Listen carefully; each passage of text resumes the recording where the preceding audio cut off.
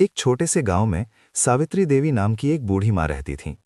उनके 4 बेटे थे, लेकिन चारों अपनी अपनी जिंदगी में इतने व्यस्त हो चुके थे कि माँ के लिए उनके पास वक्त ही नहीं था। सावित्री देवी गांव के किनारे एक छोटी सी टूटी फूटी झोपड़ी में अकेली रहती थीं।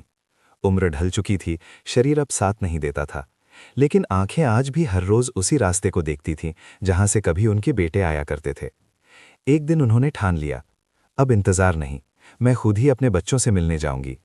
अगली सुबह वो अपनी पुरानी लाठी के सहारे धीरे धीरे उठी और सबसे बड़े बेटे के घर की ओर चल पड़ी। तेज धूप, तपती जमीन और कमजोर शरीर, हर कदम उनके लिए एक परीक्षा जैसा था, लेकिन दिल में एक उम्मीद थी, मेरा बेटा मुझे देखकर खुश होगा। काफी देर चलने के बाद वो बड़े बेटे के घर पहुंची। दरवाजा खटखटाया। बहू ने दरवाजा खोला। चेहरे पर मुस्कान थी, लेकिन दिल में नहीं। अरे अम्मा, अचानक कैसे आ गईं? आवाज में अपनापन कम, औपचारिकता ज्यादा थी।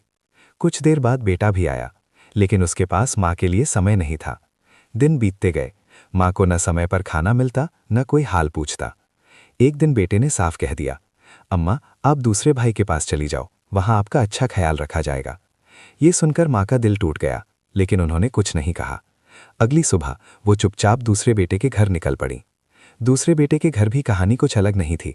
शुरुआत में थोड़ा सम्मान मिला, लेकिन कुछ ही दिनों में वो बोझ बन गई। बहू ताने मारती, बेटा नजरें चुराता, और एक दिन वहां से भी उन्हें जाने के लिए कह दिया गया। अब वो तीसरे बेटे के पास पहुंची। यहाँ तो हालत और भी खराब थी। उन्हें घर के एक कोने में जगह मिली, जहां ना रोशनी थी ना हवा। बच्चों को भी उनसे दूर रहने को कहा गया। एक रात उन्होंने बेटे बहू की बातें सुनी, इन्हें भी कहीं और भेज दो। अब उनकी उम्मीद पूरी तरह टूट चुकी थी। अगली सुबह बिना कुछ कहे वो चौथे बेटे के घर की ओर चल पड़ी। चौथे बेटे का घर छोटा था, गरीबी थी, लेकिन दिल बहुत बड़ा था। जैसे ही माँ पहुंची, बेटा दौड़ कर आया, उनके पैरों में गिर गया। अम्मा पहले क्यों नहीं आई? बहू ने तुरंत पानी दिया और उन्हें गले से लगा लिया। अम्मा अब आप कहीं नहीं जाएंगे। घर में ज्यादा कुछ नहीं था, लेकिन जो था वो प्यार से भरा था। बहू अपने हिस्से का खाना भी उन्हें दे देती, बेटा हर दिन उनका हाल पूछता और पोता हर समय उनके साथ रहता। अब माँ के चेहरे पर सुकून था। समय बीतता गया और एक दिन सावित्री देवी बिस्तर से उठ नहीं पाई। अब उनका आखिरी समय करीब था। उन्होंने अपने छोटे बेटे और बहू को पास बुलाया। धीरे से बोली, मैं तुम सबकी परीक्षा ले रही थी। मेरे पुराने घर की जमीन में एक संदूक छिपा है, जिसमें मेरी सारी जमा पूंजी है, लेकिन असली खजाना वो नहीं, असली खजाना तुम्हारा प्यार है। इतना कहकर उन्होंने आखिरी सांस ली।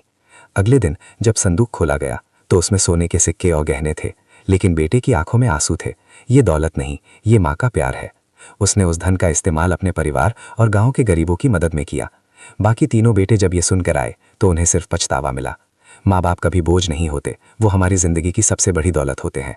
अगर आपको ये कहानी दिल को छू गई हो तो इसे लाइक ज़रूर करें, और ऐसे ही भावनात्मक कहानियों के लिए हमारे चैनल को सब्सक्राइब करना मत भूलिए।